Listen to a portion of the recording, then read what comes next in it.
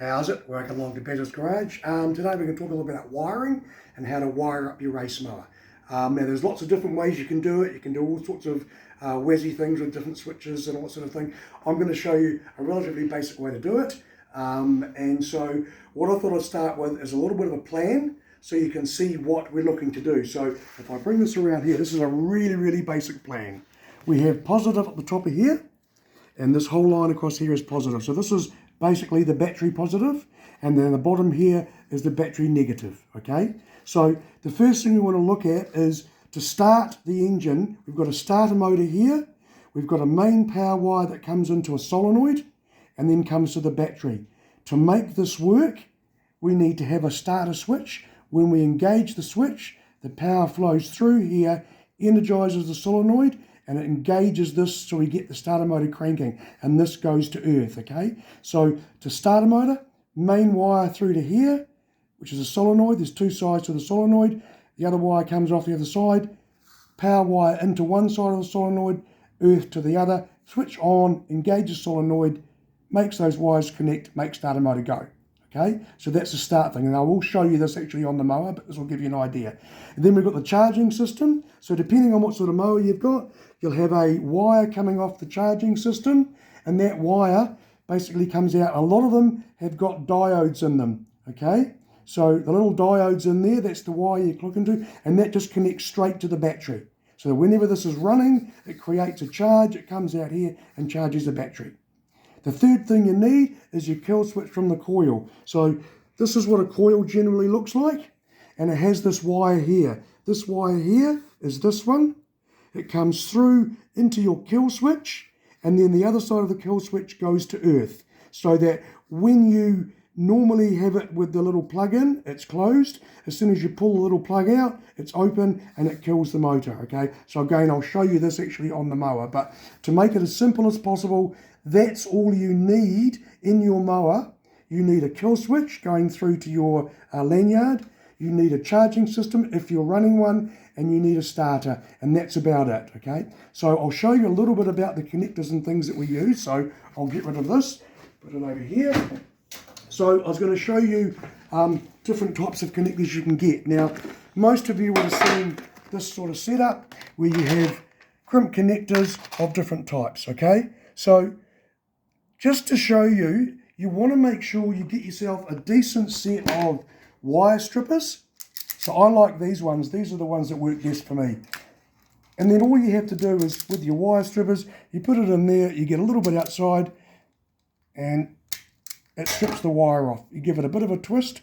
Now these are different colours. So red is the smaller diameter, and then blue is the next diameter up. So you can see the actual wire diameter is different. So the thicker the wire, you need to go up. You can't use one connector for all. And you go right up to yellow, which is even bigger. All right. So these crimp connectors I find quite good. So to use them, all I'm going to do is I always make it so that, it's not a good one, it's a dud. I always make it so that it's flat like that across there, and then I push the wire in, and you'll feel it, it'll stop. Then what you do is you grab your crimping pliers, and always the best thing is to get some decent crimping pliers.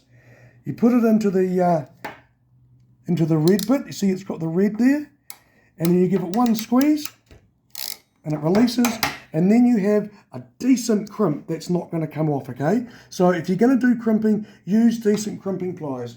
These sort of ones are pretty friggin' useless for this sort of stuff. Invest in a decent set, and then you'll have no issues with your connectors coming off. So that's how all of those crimp connectors work, and they're nice and easy to use. The other type of connector to look at is this type of connector, which doesn't have the crimping on it. Now, these are really good if you are making up plugs themselves. So I've got a set in here that I use, and these are waterproof ones. If I can get the box open. Oh, it's an idiot-proof box. So these ones here, you can make 3-wire, 2-wire, 5-wire, or 4-wire connectors. And these use a similar type of connector in here, where it's a crimp connector, and then it slides into here with a rubber piece, which makes it waterproof. So again, these are really good, but the way they work is, I'll show you on the other end of this wire. So same deal, you want to grab yourself an end off it, And then when you come to crimp these ones, if you have a look at that, the black part of the wire stops before it goes into these 2 different crimps. So if you look at these have got different sizes on them. And you'll also notice they have a different shape. So there's a bendy shape and then there's a top that curls it over. So with this one here, I want to put into here. I'm going to squash it together a little bit to make it work a bit easier. We're going to put it into here and then we're going to squash it down like so. And then it's going to come out of there. And then it's just squashed that bit. And then you come along and do the next bit, which is the back one, and you do it on a different size. Get it around the right way. And it should go down and squash it like that. So you'll end up with 2 different squashes. And again, it's very strong, but you need to use the right size and the right type of crimper to do that. So that's the 2 different types of crimping. This one here does that type, and it ends up looking like this. So this is one that I've already made. This here is actually my wiring loom that I've made up for my start switch. So I haven't got a push button. I've gone and bought a start switch, which fits in here. I have drilled out the old switch that was in there. I put this into here, and I have an ignition on, and I have a start. So what this will do is when it's off, nothing happens. Turn it on, I then get an ignition or an accessory pos because I'm going to run other things on this mower, and then you go to a crank and that will then start the motor. All right, so that's one way of making up a wiring loom, so I can plug and play this quite easily now. So the next thing we'll look at is battery cables. So here's a battery cable. You can use welding wire. You want to get decent thick wire. The thin stuff is useless. You don't get enough current flow through it. So again, to put a crimping connection on, which is one of these type things, all you do is you put it up against the edge of here and you mark where the end is. Get yourself a pretty sharp knife or a single blade like this. Run it around it a few times. And I always find it's easier to split it down the centre. And then all going well, we should be able to just peel that off. And we've got the nice clean wires. All we do is we poke this into here so that it goes right up against it like that. Again, you need to invest in some proper pliers. So these are designed for crimping. I might just change the size because I've used it for a different size. So to change the size, you push it in and you match up the sizes. So that's pretty well the sizes we want there. And then you put this into here. And this is where we see if you've got the right size or not. And we'll give it a crimp. Undo the crimp.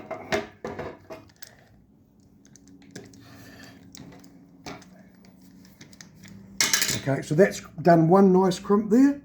I always like to do a couple of them, just to make sure that we've got it pretty well sorted. Crank it again, open it up.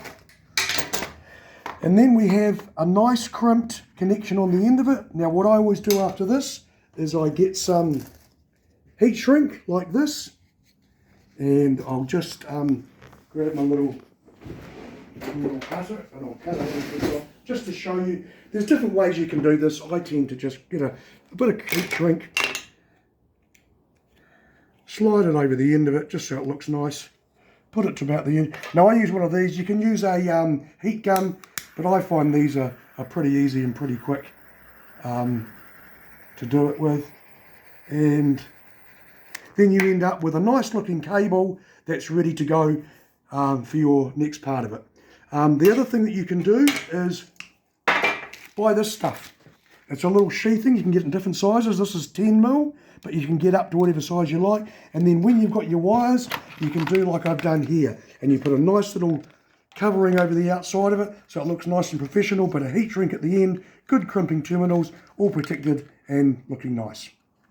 All right, so the other thing to look at is you can buy these off AliExpress, which you need to cover your battery terminals, and all you need to do is push them over here, and Bob's your uncle and Fanny's a rude word, there you go. You can put the bolt in, put it over the top, nice and covered, and you get them in red and black. So I get those off AliExpress, cheap as, and meets the New Zealand rules for that as well.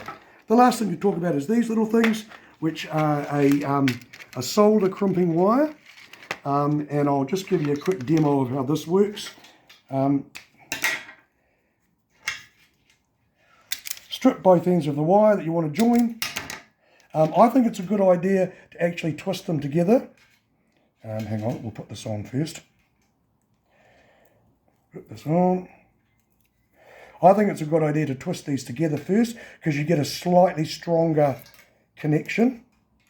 So I give them a bit of a twist together, and then this slides over the top to where the solder is. Now what's going to happen is you heat this up, the solder melts, this crimps down, and the blue bits, they give you a good seal so that it's a waterproof connection. Now this is only if you're joining wires and you don't need to pull them apart. So again, we just give it a bit of a heat up, shrink down around the outside, heat up the centre bit a bit more, and all of a sudden the solder will start to melt, which it's just done there. And then you end up with a connection that is now sealed, soldered, crimped, wound and sealed. And they are a really strong connection. So again, another way, good thing to do on the mowers because obviously they're waterproof. Good idea. So again, buy these, relatively cheap. Great idea. Okay, we'll go over to the mower, eh? Let's see what we've got over in the mower here. So this is my current mower that I'm wiring up. So we'll just show you what we've got down here. So this is the wire that goes onto the coil, and this is the kill switch wire. All right. These wires coming out of here are from the charger. This one's got a diode in it. So that means that that wire is the one that's doing my charging. It's come down to here. Now I've used the original connections because why make another one if there's one that already works there? So coming out the back of here, I've got positive wires from the charging system, and I've got a wire which is the kill switch. Those wires are coming up to here. So here's my kill switch. So the kill switch has the wire coming from there, and then it goes straight to an earth, which is down there. So when this is just like it is now, it's going to be earthed, the motor's going to die. So all I'm doing is running the yellow wire right up through to one side of the kill switch, and then the other side goes to earth. It's now completely earthed, and the motor won't start.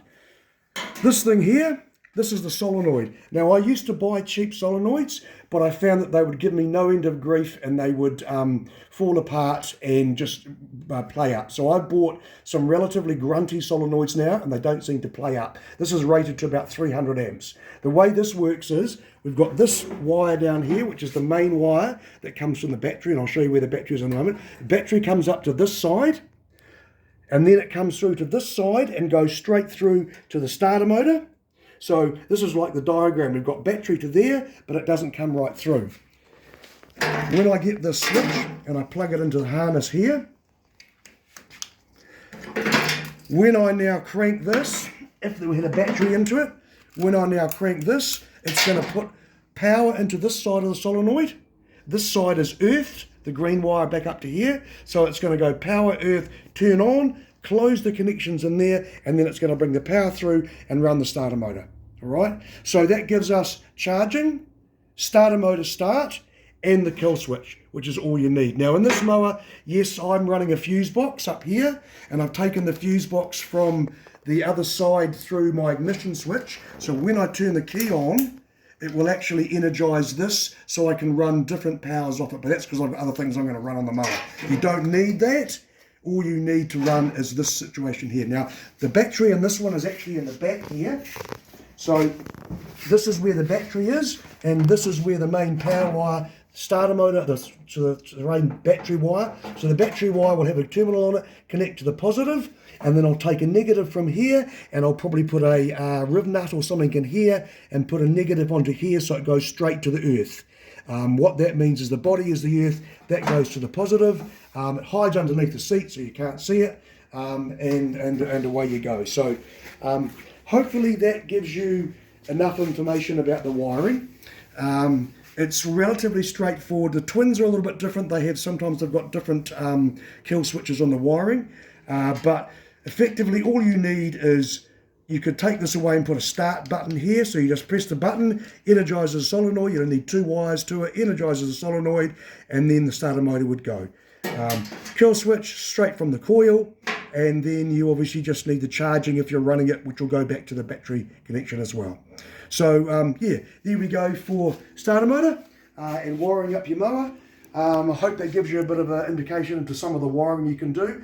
You don't have to get too carried away, but it is worth buying a couple of proper tools to get decent crimps done and get some good connectors as well. And take a bit of time when you do it. I will cover this all up with the conduit so it looks all tidy. I'll take it all back. I've got some connections coming which will help me to attach it to the body so it doesn't streak all over the place. And then we're getting pretty close to actually trying to start the mower. So yeah, until next time, Bez's Garage.